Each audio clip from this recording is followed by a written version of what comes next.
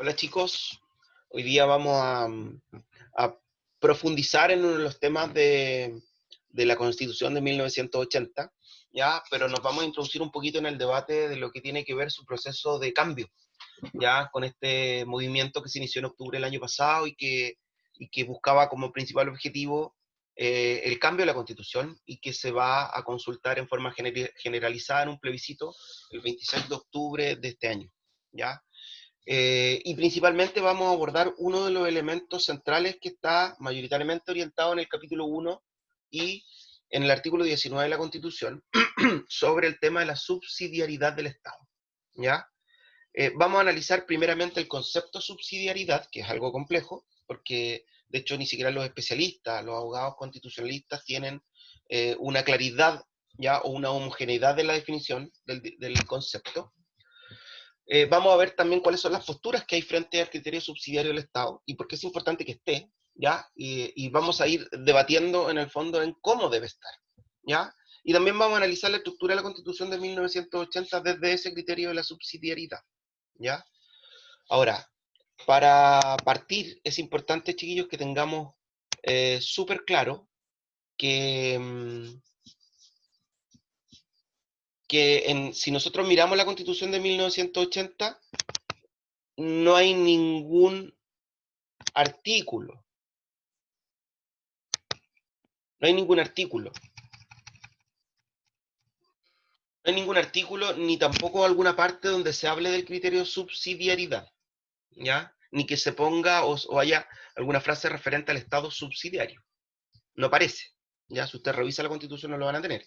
Aparece en algunos elementos la palabra subsidio, pero no subsidiariedad, ¿ya? Por tanto, cuando uno revisa artículos de la revista Cielo, por ejemplo, sobre el tema de la subsidiariedad en Chile, hay muchos que se plantean si es mito o realidad, o sea, está o no está, ¿ya?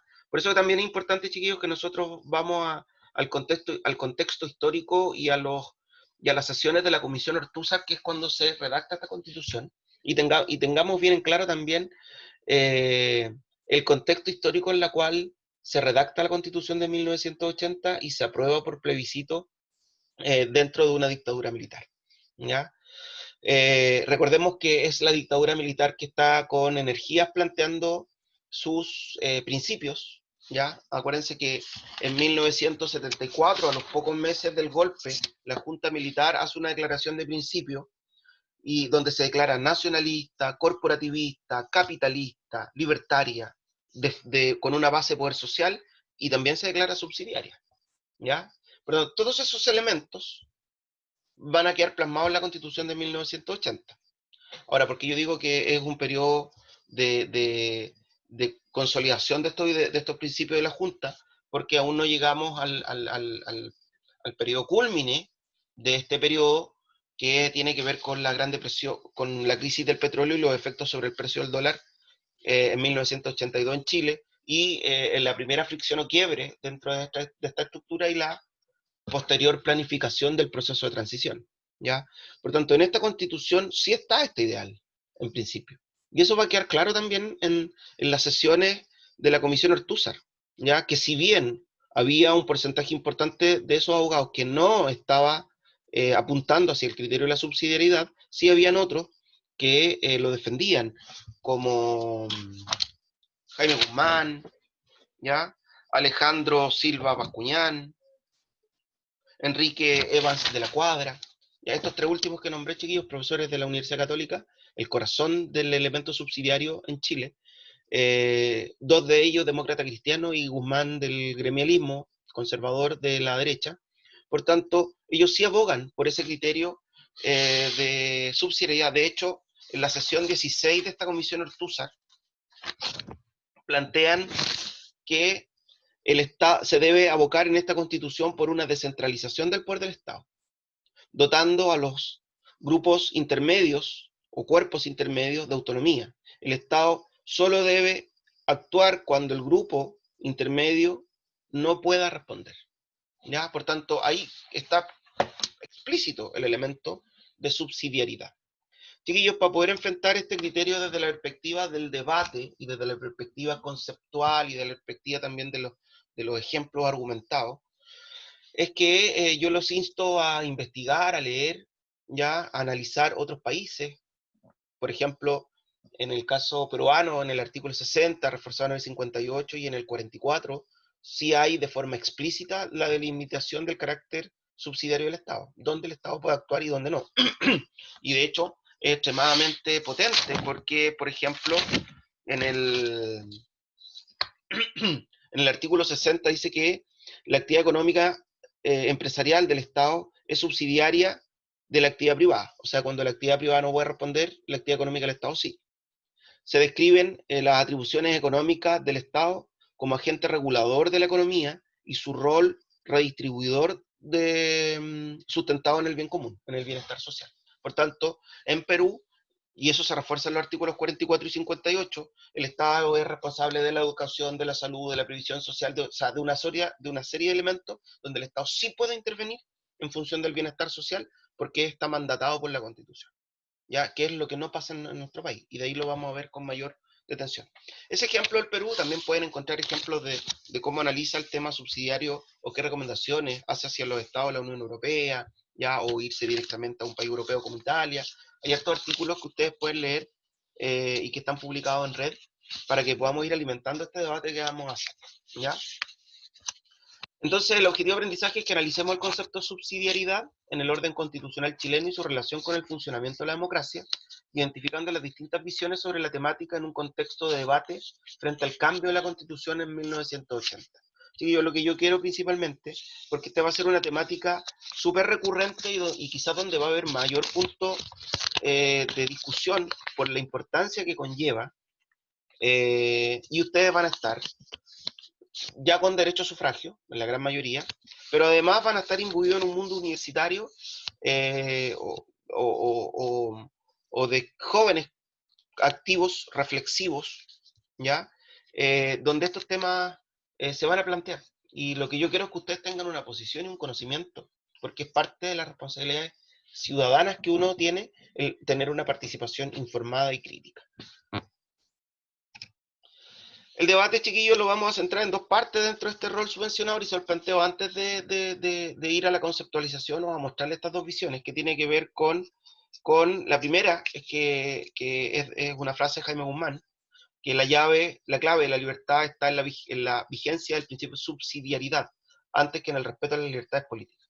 Y esto tiene que ver, chillos, con la idea de que el principio de subsidiariedad parte de la base que todos los seres humanos somos libres de crear asociaciones y que en el fondo el Estado debe estar al servicio y al servicio del cuidado y éxito de esas asociaciones.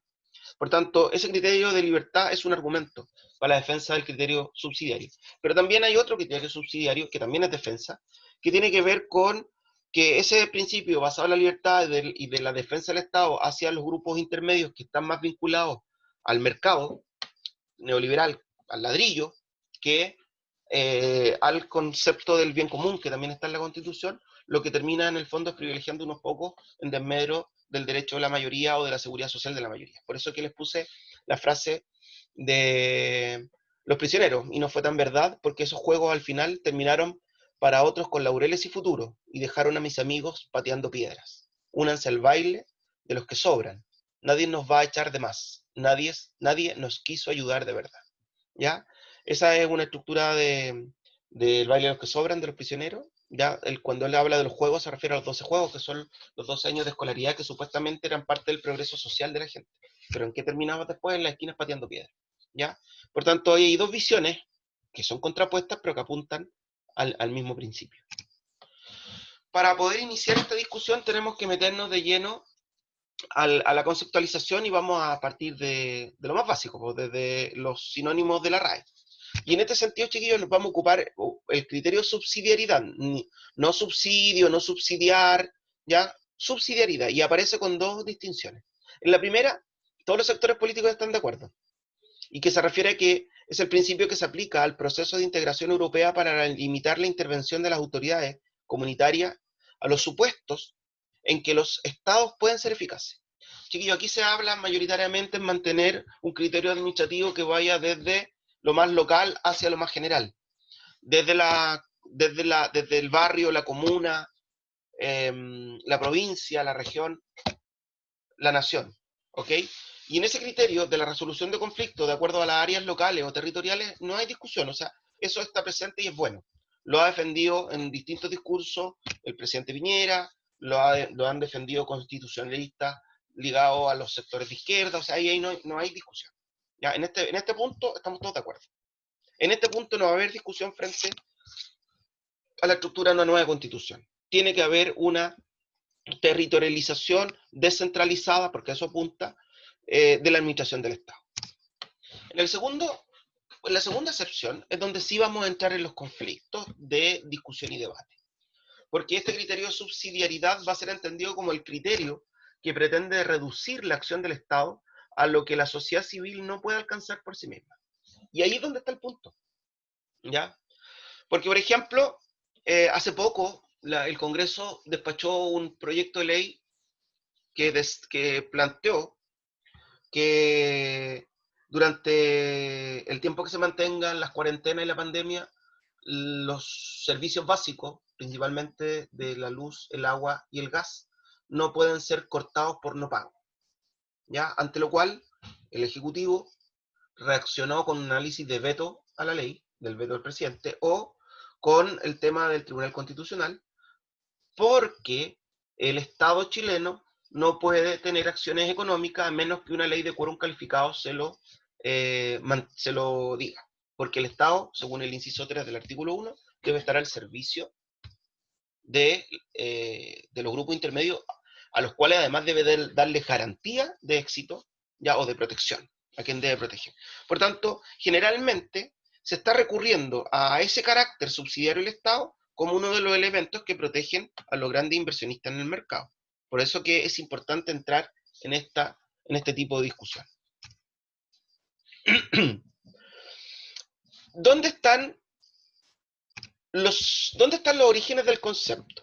¿Ya? Del concepto de subsidiariedad. ¿Cuándo aparece? Hay algunos que lo tratan de buscar en la República de Aristóteles. Eso es muy difícil y es tirar demasiado el chicle. ¿Ya? El concepto de la subsidiariedad o la responsabilidad del Estado en función de la protección parte con elementos muy generales aproximadamente en el siglo XIII con la neoescolástica o con la escolástica medieval de Tomás de Aquino, ¿ya? Bajo la teoría de la moral del bien común. Pero sin duda que si lo miramos desde una perspectiva moderna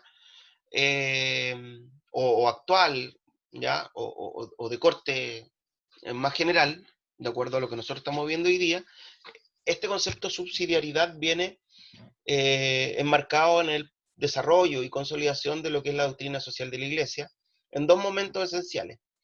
En 1891, con la encíclica Rerum Novarum de León XIII, y en 1931 con la encíclica Quadragésimo Anno de Pío IX. ¿Ya? Algunas cosas se van a seguir replicando después en el Concilio Vaticano II, entre otras cosas, pero mayoritariamente están en estas dos cartas papales donde se explicita este rol subsidiario del Estado. Acá tenemos dos extractos de la encíclica Rerum Novarum de 1891 del Papa León XIII, donde queda claro el sentido que tenía en su elemento originario esta visión bastante moderna de la Iglesia Católica para la época, finales del siglo XIX, como un intento de respuesta a lo que es la problemática de la cuestión social a nivel mundial. No es justo que ni la familia ni el individuo sean consumidos por el Estado. Lo justo es dejar a cada uno obrar con libertad. Sin embargo, los que gobiernan deben procurar la defensa de la comunidad y sus miembros. O sea, aquí está un primer principio, el principio de la libertad. ¿Ya? El principio defendido por Jaime Guzmán. ¿Ya?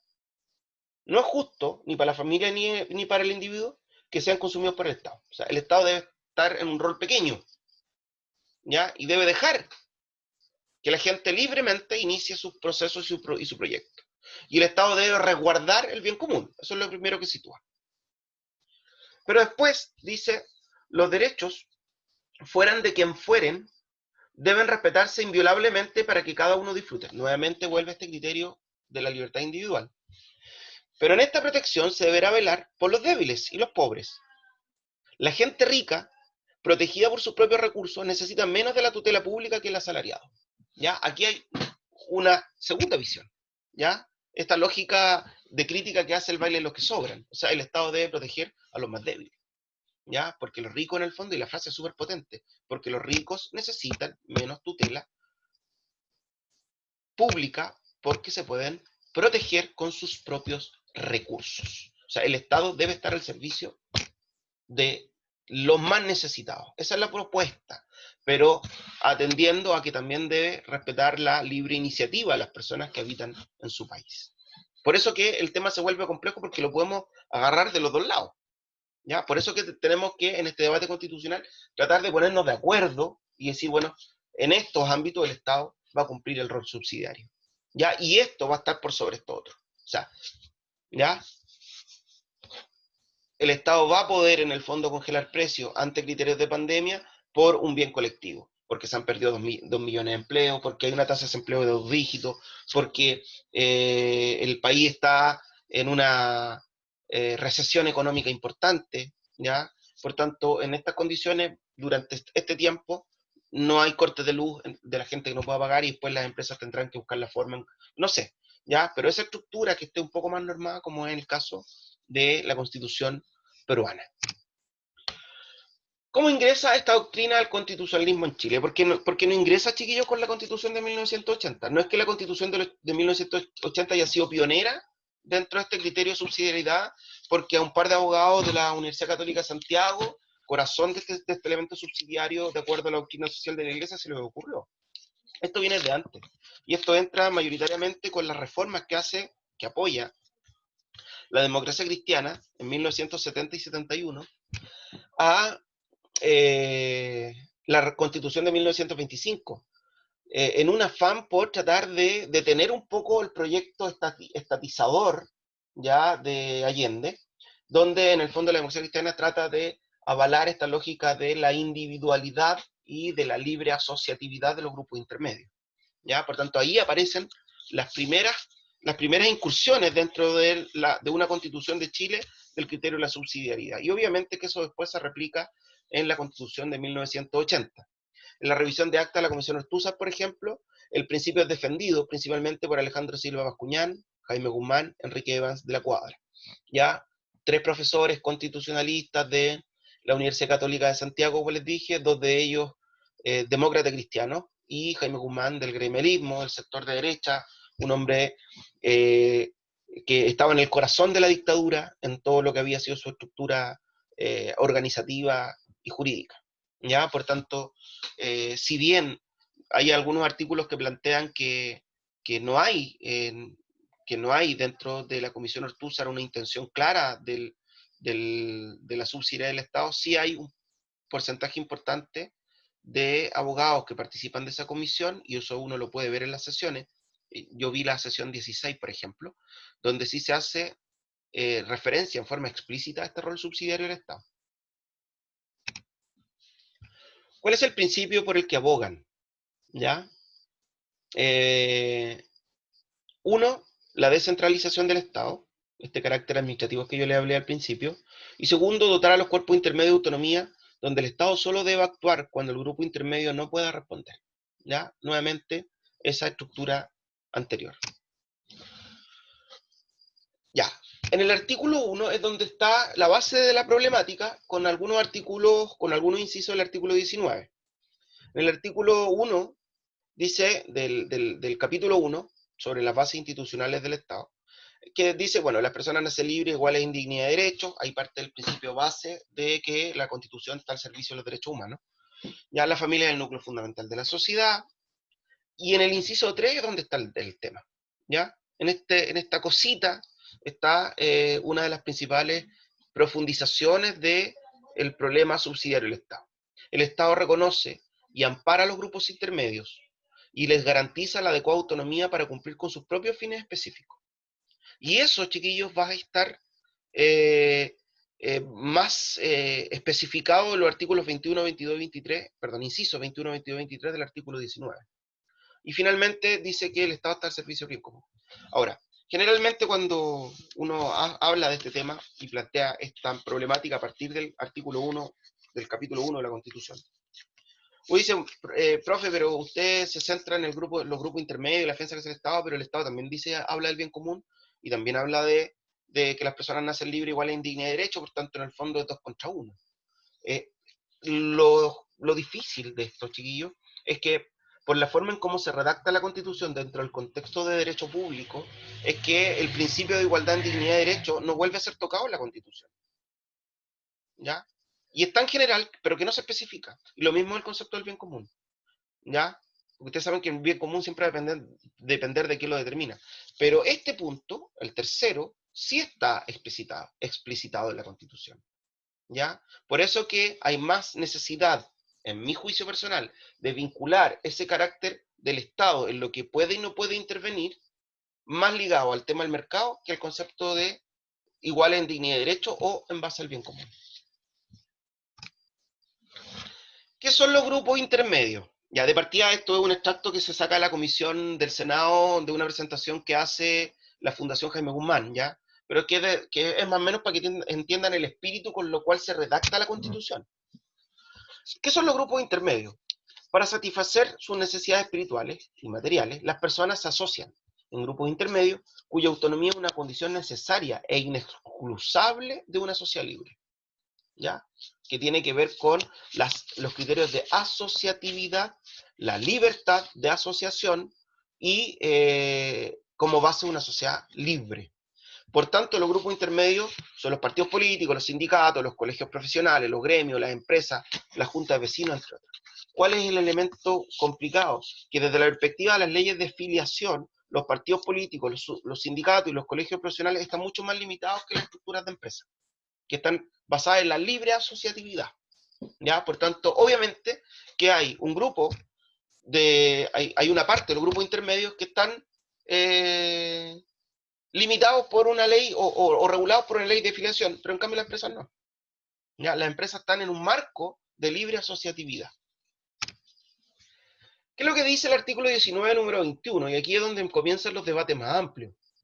En el inciso 21 del artículo 19 dice que el derecho a desarrollar cualquier actividad económica, en el artículo 19 es donde se consagran los derechos constitucionales y los deberes constitucionales en forma explícita de nosotros los ciudadanos, de la sociedad civil. Entonces es derecho de nosotros a desarrollar cualquier actividad económica que no sea contraria a la moral, al orden público, a la seguridad nacional, respetando las normas legales que la regulen. El Estado, y aquí está el punto, y sus organismos podrán desarrollar actividades empresariales o participar de ellas solo si una ley de quórum calificado lo autoriza. Y ustedes saben lo que pasa con una ley de quórum calificado.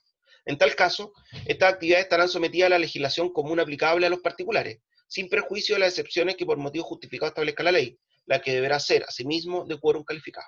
O sea, la acción empresarial del Estado es casi nula.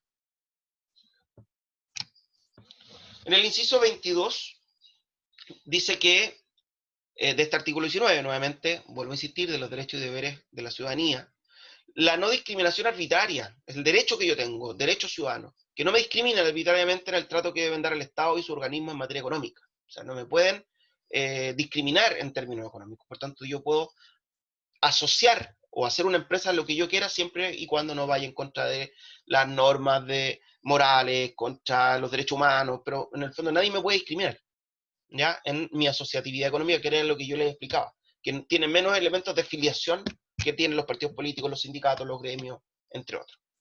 Solo en virtud de una ley, y siempre que no signifique tal discriminación, se podrán autorizar determinados beneficios directos e indirectos en favor de algún sector, actividad o zona geográfica, o establecer gravámenes especiales que afectan a uno u a otro. ¿Ya? En el caso de la franquicia o beneficio indirecto, la eliminación del costo de esto deberá incluirse anualmente en la ley de presupuesto. O sea, no puedo favorecer a unos por sobre otros. O sea, no puedo decir que no se pague la luz y el agua porque en el fondo el resto de los servicios sí se va a pagar. Por lo tanto, eso sería, en el fondo, discriminar a unos por sobre otros. ¿Ya? Ahora, ustedes se podrán decir, profe, pero es que la discusión va por otro lado, pues, va por el criterio de lo esencial del servicio que se está prestando. Sí, pero es que en el fondo eso no se determina. Se determina solamente que el Estado no participa y que debe velar, porque todos ellos son grupos intermedios. En el inciso 23 dice que la libertad para adquirir el dominio de toda clase de bienes, excepto aquellos que la naturaleza ha hecho común a todos los hombres o que deben pertenecer a la nación, toda, y la ley lo declara así, Lo anterior es sin perjuicio de lo escrito en otros preceptos de la Constitución. ¿Ya? O sea, tú puedes adquirir todo tipo de bienes porque son de uso público en el fondo y que estén determinados más allá de los esenciales. Una ley de quórum calificado, y cuando así lo exija el interés nacional, puede establecer limitaciones o requisitos para la adquisición de dominio de algunos bienes. Y aquí hablemos de los servicios básicos, ley de quórum calificado nuevamente. O sea, le amarra las manos al Estado para poder intervenir en aquellas empresas privadas que entreguen servicios básicos. Y por último, el 24 habla sobre los derechos de propiedad en todas sus clases, ya corporales o incorporales. Solo la ley puede establecer el modo de adquirir la propiedad, de usar, gozar y disponer de ella, y las limitaciones y obligaciones que deriven de la función social. Esta comprende cuanto exijan los intereses generales de la nación, la seguridad nacional, la utilidad y la salubridad pública y la conservación del patrimonio ambiental. Nadie puede, en caso alguno, ser privado de su propiedad, del bien sobre que recae o alguno de los atributos o facultades esenciales del dominio, sino en virtud de la ley general, o especial que autorice la expropiación por causa de utilidad pública o de interés nacional, calificada por el legislador. O sea, nuevamente aquí hay una protección a la propiedad privada. ¿Ya? Por tanto, chiquillos, les he presentado de alguna u otra manera el concepto. Les he dicho, en el fondo, más allá de la discusión si es mito o realidad, el criterio de la subsidiariedad en el Estado, dónde está la discusión, ¿ya? Y de qué manera se afrenta dentro de lo que es el proceso histórico de cómo se escribe y proclama la Constitución, consagrando los principios de la Junta Militar. Y por otro lado también, cuáles son las grandes discusiones que se presentan frente a este concepto o a este dominio jurídico desde dos visiones contrarias totalmente, ¿ya? Sobre todo en la segunda acepción. Espero, chiquillos, que la invitación a investigar, a leer, a argumentar y a debatir se dé y nos vemos en los horarios de chat. Cuídense, pórtense bien, cómense la comida.